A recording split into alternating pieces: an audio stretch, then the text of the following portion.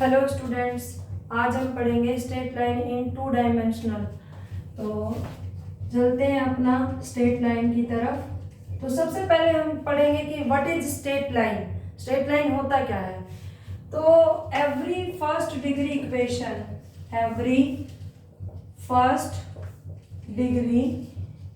Equation, अब 2 variable में पढ़ रहे हैं तो लिखेंगे कि in x and y is known as या is represent a straight line।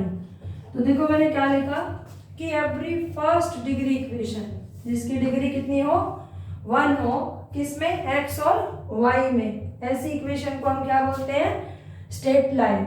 तो इसका मतलब इसकी जनरल फॉर्म क्या बनेगी। तो जनरल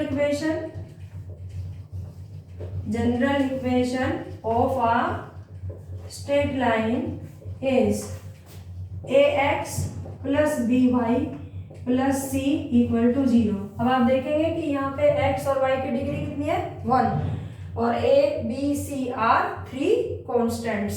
तो ये मेरी general equation of a straight line होगी।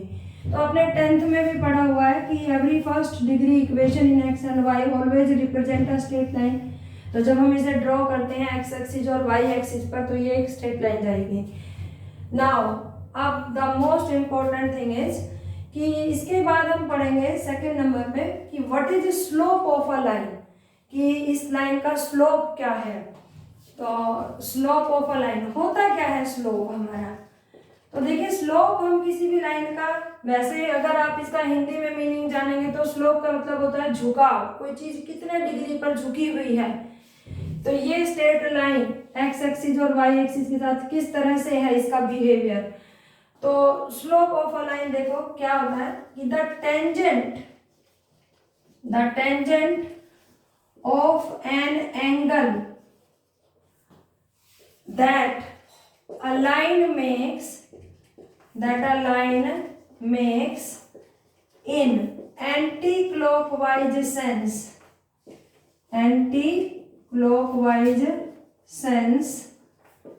किसके साथ anti-clockwise sense with the positive direction of x-axis is known as slope, या तो स्लोप बोलेंगे आप या ग्रेडियंट ऑफ आ लाइन। तो देखो इसका अच्छे से समझाते हो कि ये क्या कहना चाह रहा है। कहता है the tangent of an angle, कि किस एंगल की बात कर रहा है, that a line makes in anti clockwise sense with the positive direction of x axis। अब आप ऊपर देखिए मैंने ये स्ट्रेट लाइन ड्रॉ करी थी, this is my x axis और x एक्सिस की यही पॉजिटिव डायरेक्शन है ओ x। तो इस डायरेक्शन के साथ एंटी क्लॉकवाइज सेंस में, ये क्लॉकवाइज होता है ये एंटी क्लॉकवाइज सेंस में एक लाइन जो एंगल बनाएगी। तो मान लेते हैं इस लाइन ने कितने डिग्री का एंगल बनाया है थीटा। तो जब मैं इसका टेंजेंट ले लूंगी, इस थीटा का जो टेंजेंट आएगा वो मेरा स्लोप होगा। और जनरली हम किसी भी स्लोप को m से रिप्रेजेंट कर देते हैं। तो m जो है वो मेरा टेंजेंट थीटा होगा। तो ये मेरा क्या कहलाएगा, इधर स्लोप और ग्रेडियंट। ओके, अब यहां तक हुई स्लोप की बात। यहाँ पर अब मैं कुछ चीजें बहुत इंपॉर्टेंट बताऊंगी जो आप नोट करेंगे। पहली वो क्या है कि वो कहता है कि द एंगल ऑफ इंक्लिनेशन, मतलब जो ये हमारा एंगल ऑफ इंक्लिनेशन आएगा that a line makes with positive direction of x axis in anti clockwise sense. आप हमेशा देखना ड्रॉ करके स्ट्रेट लाइन को, वो हमेशा लाई करेगी 0 से 180 के बीच में। और आपकी मर्जी 180 की तरफ आप स्ट्रिक्टली लेस देन इक्वलिटी रखेंगे और 0 से इक्वल, क्योंकि अगर हमारे पास थीटा 180 होगा तो भी टेंजेंट 180 0 होगा और यहाँ 0 है तो भी 0 होगा। हम वेक्टर पढ़ते तो वहां पर 180 और 0 में डिफरेंस होता, क्योंकि वेक्टर में डायरेक्शन अपोजिट होने से फर्क पड़ता है। वहां पर दो चीजें होती है, मैग्नीट्यूड एंड डायरेक्शन, लेकिन लाइन में ऐसा कुछ भी नहीं है। तो आप हमेशा देखेंगे कि अगर कोई लाइन चाहे किसी भी तरह से जाएगी तो उसका जो एंगल ऑफ इंक्लिनेशन होगा, ये जो थीटा होगा, चाहे वो लाइन ऐसे जाए या ऐसे जाए, तो वो थीटा जो होगा वो हमेशा 0 से 180 के बीच में लाई करेगा। Okay, now the next is okay, what said you say about the slope. अगर आपको दिया हुआ होगा कि स्लोप जो है वो पॉजिटिव है या स्लोप 0 है या एक लाइन है उसका स्लोप नेगेटिव है, तो उसका बिहेवियर कैसा होगा उस लाइन का। तो देखते हैं। देखो मैं 3 केस की बात कर रही हूँ, और किस तरह के केस की बात कर रही हूँ, बिहेवियर ऑफ स्लोप, किसी स्लोप का जो बिहेवियर है। तो अगर मुझे if the slope of a line, if the slope of a line is positive, मान लेते हैं अगर मैं कोई क्वेश्चन देती हूँ आपको कि if a line passes through this point and have slope 1/2, ठीक है, तो अगर मुझे स्लोप जो है वो पॉजिटिव गिवन है देन तो क्या होगा। अभी अभी मैंने बताया कि जो स्लोप होता है उसमें जो एंगल होता है वो 0 से 180 डिग्री के बीच में लाई करता है। तो स्लोप हम निकालते हैं टेंजेंट थीटा। इट मीन्स कि जो टेंजेंट थीटा है वो क्या होगा, ग्रेटर देन 0। और अगर टेन थीटा ग्रेटर देन 0 है तो आप देखिए एंगल 0 से 180 के बीच में है, 0 से 180 के बीच में। तो 0 से 90 तक फर्स्ट क्वाड्रेंट और 90 से 180 सेकेंड क्वाड्रेंट होता है।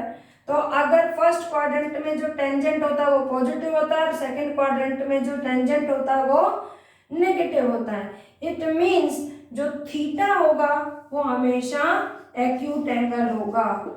Theta is an acute angle, ठीक है। Okay, now the next is if slope of a line is 0।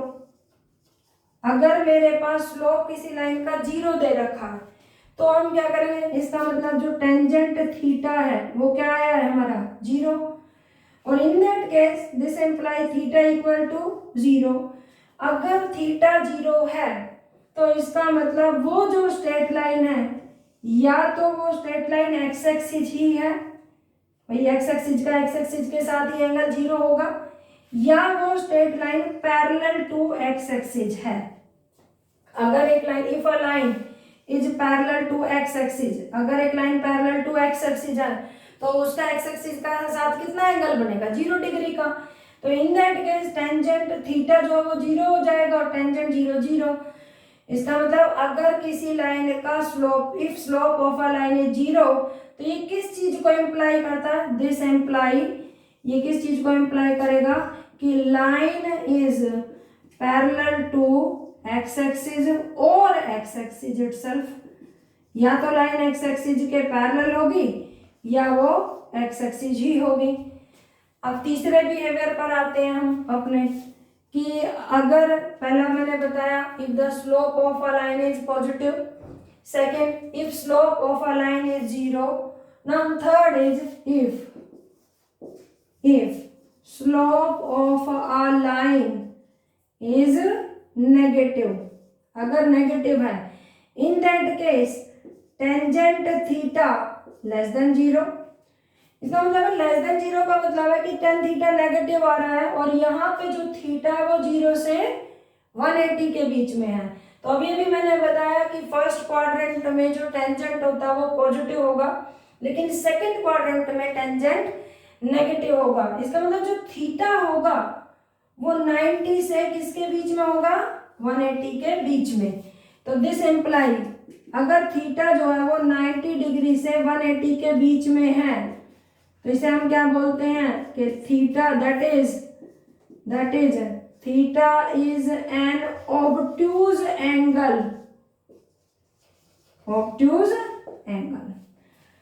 तो ये सारा बिहेवियर हमने किसके बारे में जाना अभी तक, स्लोप के बारे में। अभी हम थोड़ा सा स्लोप के बारे में और भी पढ़ेंगे, तो देखते हैं क्या है वो।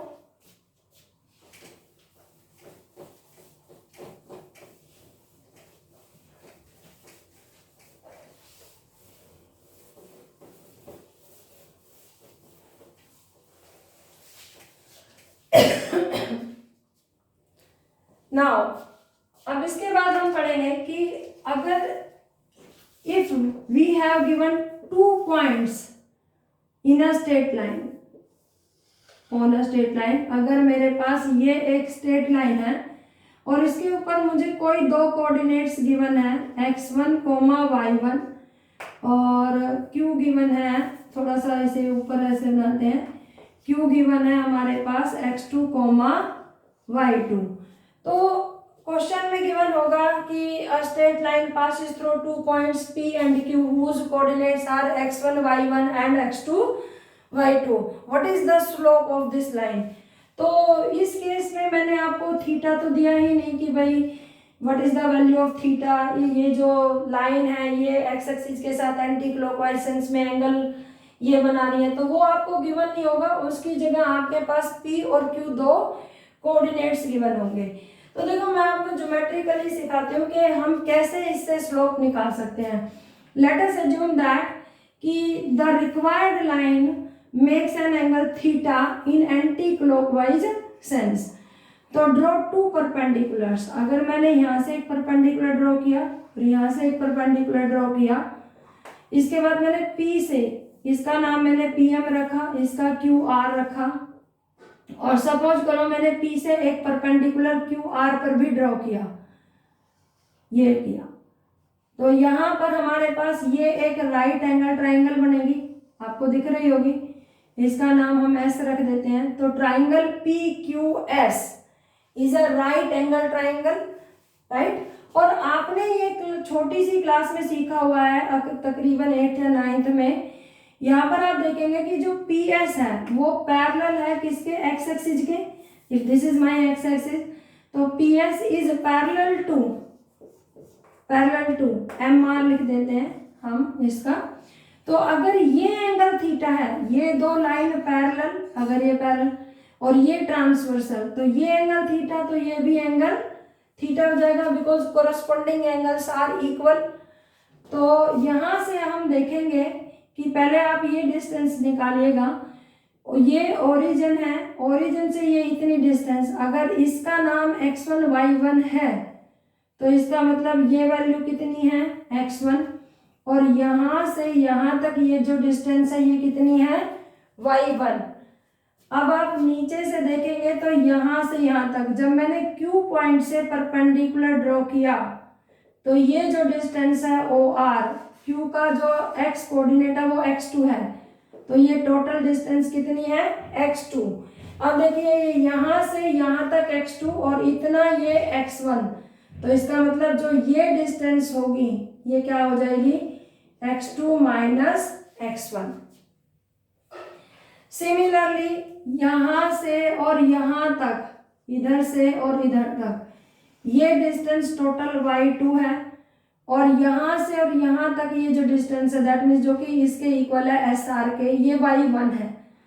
तो जो QS डिस्टेंस है ये हमारे पास क्या हो जाएगी y2 माइनस y1। तो स्टूडेंट्स हम देखेंगे इन ट्राइंगल कौन सी ट्राइंगल PQS हमारे पास, तो यहाँ पर QS अपॉन में PS, आप देखो QS परपेंडिकुलर और PS क्या होगा हमारा base, this is equal to tangent theta. तो दिस एम्प्लॉइज QS हमारे पास क्या आया था y2 माइनस y1 अपॉन में x2 minus x1, this is tangent theta. तो इसका मतलब स्टूडेंट्स अगर हमारे पास कोई भी स्ट्रेट लाइन 2 पॉइंट से पास हो रही है तो उसका स्लोप हम कैसे निकाल सकते हैं, y2 माइनस y1 अपॉन में x2 माइनस x1। तो यहाँ पे लिखेंगे कि slope of a line in 2 point form. मैं बहुत ज्यादा डिटेल में नहीं लिख रही कि if a line passes through these 2 points then what is the slope of a line in 2 point form. आप इसे समझ सकते हैं कि एक लाइन का स्लोप जब वो 2 पॉइंट गिवन हो तो आप ध्यान रखिएगा कि y2 माइनस y1 अपॉन में x2 माइनस x1। तो ये हमारे पास m that is tangent theta equal to this, ये हो गया हमारे पास स्लोप 2 पॉइंट फॉर्म में। नाउ द नेक्स्ट इज फिर अब हम देखेंगे कि हम पढ़ेंगे कि angle between two lines, angle between two lines. तो अब हम सीखेंगे कि अगर हमारे पास if this is my coordinate system और अगर मेरे पास एक लाइन इस टाइप से जा रही है और दूसरी लाइन ऐसे जा रही है, these are intersecting lines, these are intersecting lines. ये लाइन L1 है और ये लाइन L2 है। लेट अस अज्यूम दैट कि स्लोप ऑफ लाइन L1, अगर मैं मानूं कि मेरे slope of line L1 equal to M1 and slope of line L2, मैं अज्यूम कर लेती हूँ दिस इज M2। तो लाइन 1 में ये लाइन L1 है, ये लाइन L2 है, मैंने मान लिया कि इन दोनों के बीच में जो एंगल बन रहा है उसको मैंने थीटा से रिप्रेजेंट कर दिया। वैसे तो अगर आप देखेंगे कि अगर दो लाइनों के बीच में ये एंगल लेते हैं तो थीटा है, आप देखिए ये एक स्ट्रेट एंगल है, तो ये वाला एंगल कितना आएगा, पाई माइनस थीटा। तो दो लाइनों के बीच में अगर थीटा एंगल बनता है तो दूसरा पाई माइनस थीटा भी बनता है। तो आप यहाँ देखेंगे कि मान लेते हैं कि लाइन वन ने कितना एंगल बनाया है, थीटा 1 एक्स एक्सिस के साथ एंटी क्लॉकवाइज सेंस में, और लाइन 2 के साथ कितना एंगल बनाया है, थीटा 2। तो ये प्रॉपर्टी हमने 10th में सीखी हुई है कि ये इस ट्राइंगल का, अगर इस ट्राइंगल का नाम हम रख दें PQR, तो जो थीटा 2 है वो एक्सटीरियर एंगल है इस ट्राइंगल का। और ये प्रॉपर्टी हमने पढ़ रखी है कि जो थीटा 2 होगा वो हमारे पास थीटा 1 प्लस थीटा के इक्वल होगा। दिस एम्प्लॉइज, अब निकालना मुझे थीटा है तो थीटा को मैंने इधर ही रखा, थीटा 1 इधर साइड लेकर आ गई। Taking tangent on both sides, तो tan theta equal to tangent of theta 2 minus theta 1। Now apply the trigonometric formula tan a minus b। क्या होता हो, tan theta 2 minus tan theta 1 upon में 1 plus tangent theta 2 into tangent theta 1। तो इस बिहार पर मेरे पास टेंजेंट थीटा की वैल्यू क्या आई है, tangent theta 2 that means m। देखिए लाइन थीटा 2 L2 का एंगल है, तो L2 का स्लोप मैंने क्या माना था, M2।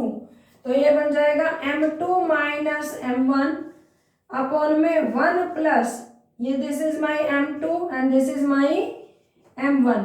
तो ये फॉर्मूला आया मेरे पास उन दोनों लाइन के बीच में अगर थीटा एंगल बनता है तो tan थीटा की वैल्यू इसके इक्वल होगी। बट जैसा कि मैं बता चुकी हूँ कि अगर थीटा एंगल हमारा बनता है तो पाई माइनस थीटा भी बनता है। तो अब हम यहाँ पे निकालेंगे कि tangent pi minus theta equal to minus tan theta. तो इसका मतलब क्या होगा कि जो ये tan थीटा है इसका नेगेटिव भी हमारा उन दोनों लाइनों के बीच में एंगल होगा। इसका मतलब tan थीटा की दो वैल्यू आएंगी, plus minus M2 minus M1 upon में 1 प्लस M1 M2, जिसे हम मोड से भी रिप्रेजेंट कर सकते हैं कि M2 माइनस M1 अपॉन में 1 प्लस M1 M2। तो स्टूडेंट्स अगर हमें किन्हीं दो लाइनों का स्लोप गिवन है तो हम उन दोनों के लाइन के बीच में बनने वाला एंगल भी इस फॉर्मूले की हेल्प से फाइंड कर सकते हैं। ठीक है, चलो।